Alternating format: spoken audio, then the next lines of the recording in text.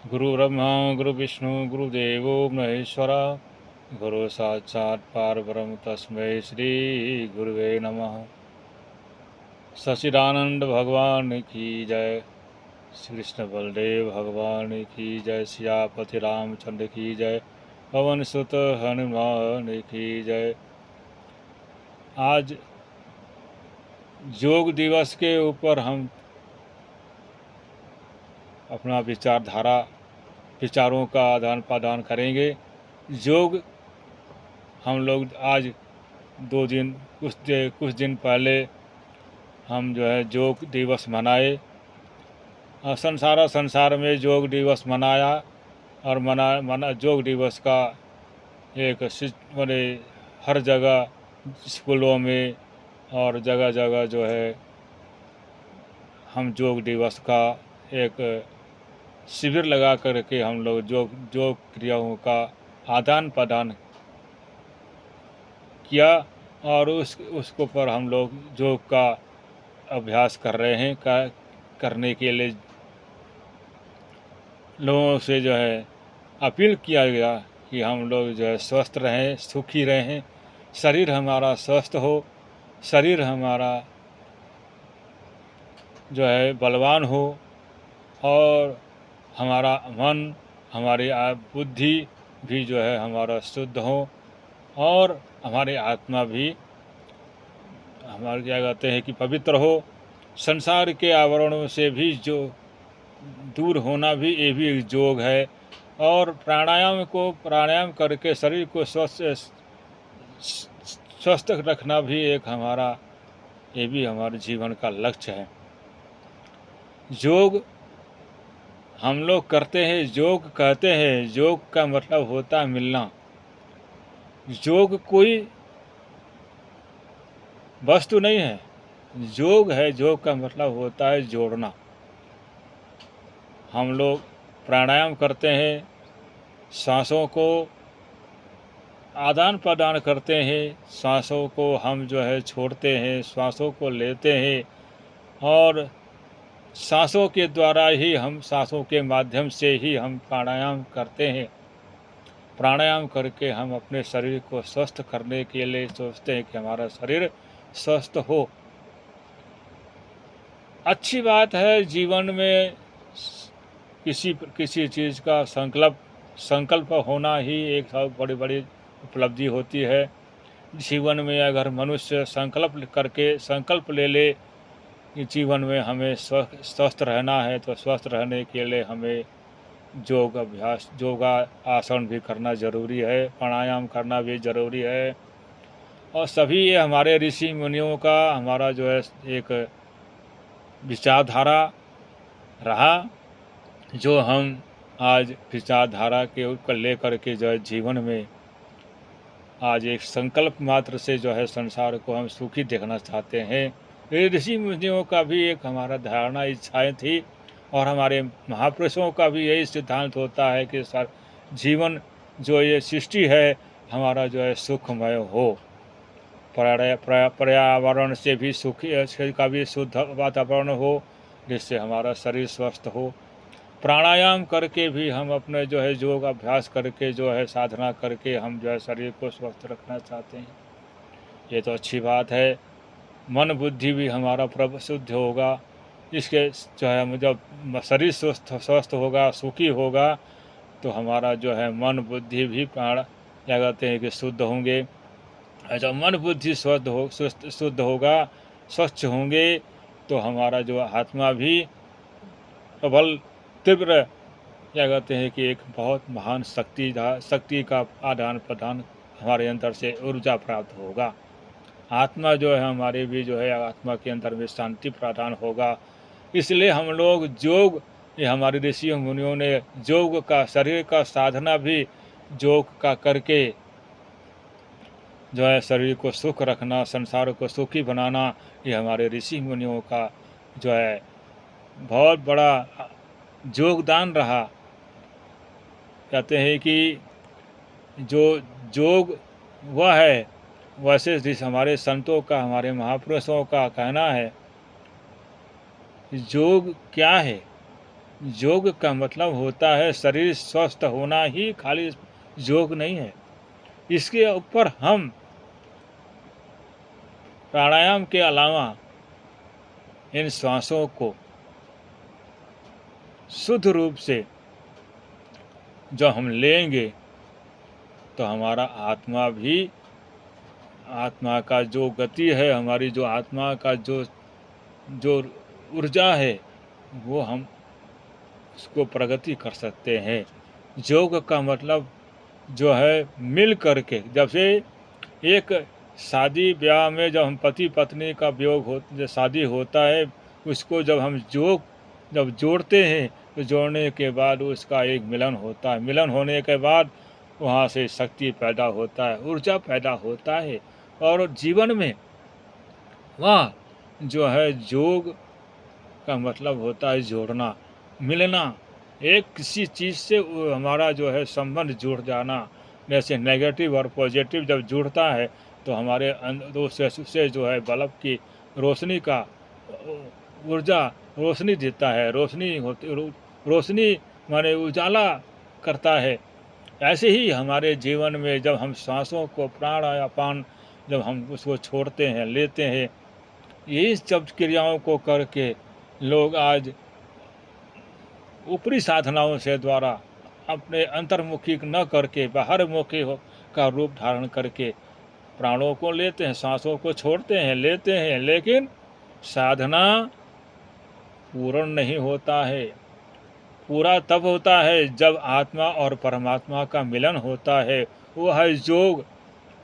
जब उस योग को जब हम करके उस योग को मिला करके आत्मा परमात्मा का जब मिलन करेंगे, तब जा करके आत्मा जब शुद्ध, आत्मा भी एक शक्तिशाली होता है और आत्मा के अंदर से ऊर्जा प्राप्त होता है।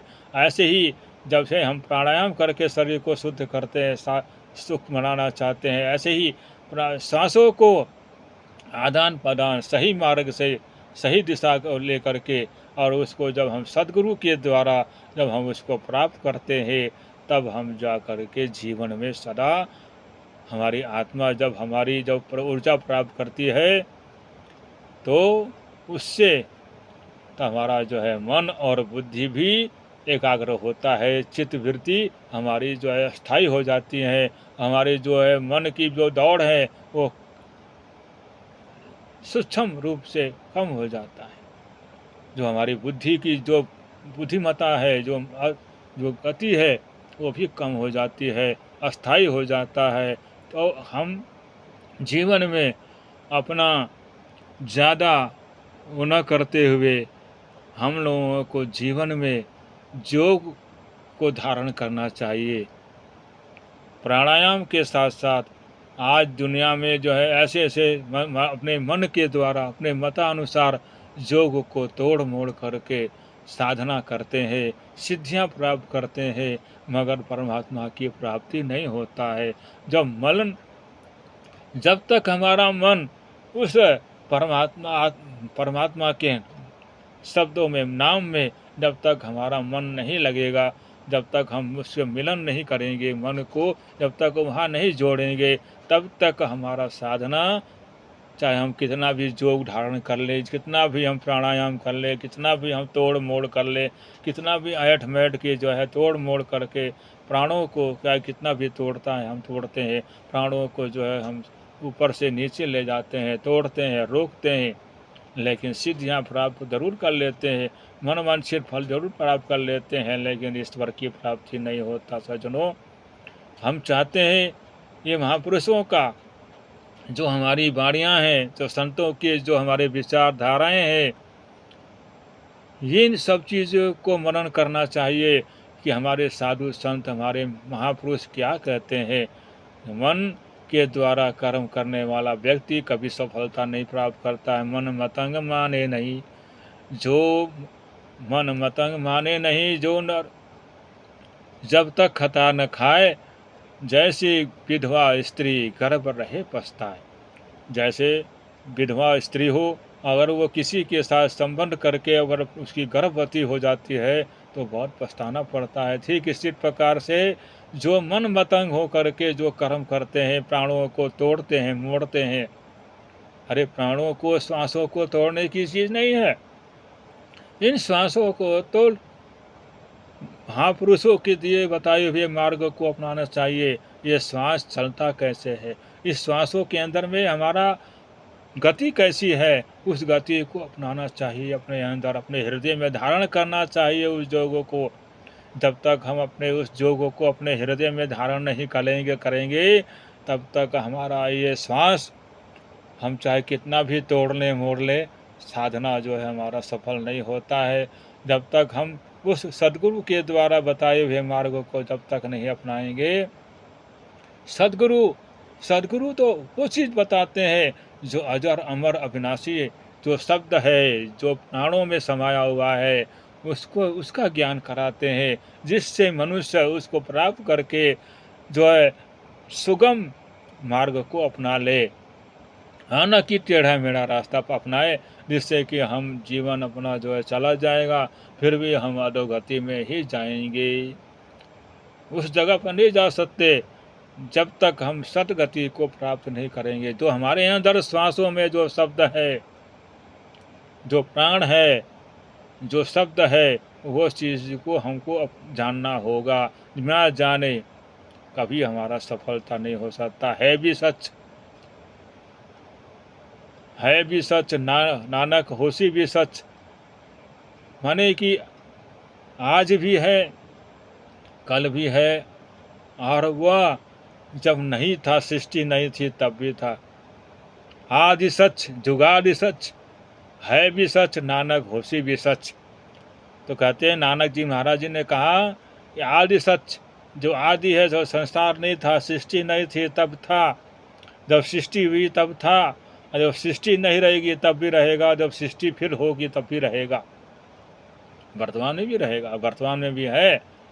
तो वो शब्द क्या है? जो सांसों में रमण करता है, उसको तोड़ने की जरूरत नहीं है, जोड़ने की जरूरत है। जब हम उसको अपने विधि से, उसके विधि के द्वारा जब तक हम उस श्वासों को जब तक हम जो है शब्दों में जोड़ेंगे नहीं, वो शब्द क्या है उसके अंदर में, जो शब्द हमारे अंदर में वो उपज रहा है, जो चल रहा है, निरंतर चल रहा है, निरंतर निरंजन माला घट में फिरे, ऊपर आवे नीचे जावे, श्वास श्वास चली जात, संसारी नर समझे नहीं, वो तीर्था उमर बेहात।